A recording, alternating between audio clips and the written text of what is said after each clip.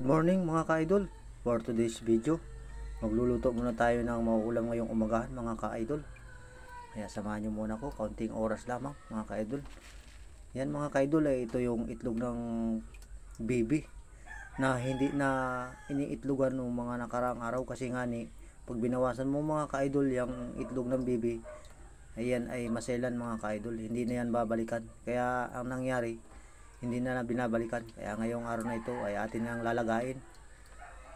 Pagkatapos natin maluto at malaga natin itong itlog na ito mga ka-idol, ayan o, ay atin nang binalatan ito mga ka-idol.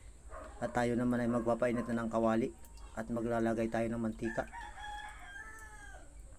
At pagkatapos natin maglagay ng mantika dyan mga ka-idol, siyempre nandito na yung ating mga panggisa, yung sibuyas, bawang at saka yung paminta.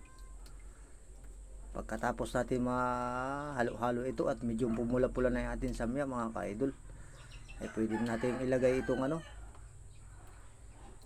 itong ating pampakulay.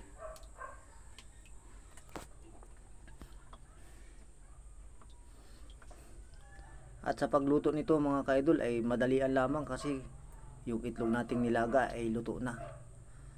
At binalatan na natin rin yun mga ka-idol. At ngayong umaga na tayo ay may ulam dahil tayo magkukopra na naman. Ito, nilagay ko na itong pampakulay. Ito yung ketchup mga ka-idol.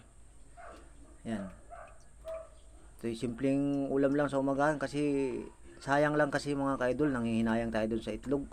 Kasi nga ni mapabayaan na lamang nung inahing bibi na hindi na niya binabalikan, ay kailangan natin lutuin. At yan ay pag tumagal-tagal na ay mangangamoy na yan mga ka-idol. Kaya ngayong araw ay nilaga na natin at lulutuin na natin mga ka-idol. Ito na mo, ito mga ka-idol yung itlog ng bibi.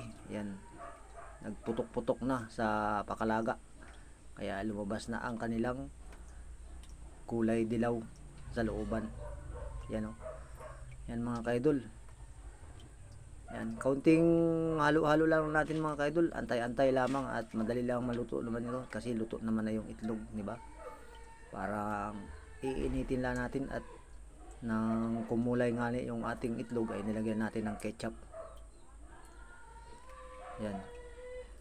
Kaunting minuto na lamang mga ka-idol at luto na yung ating yan, yung ating itlog. Yan o.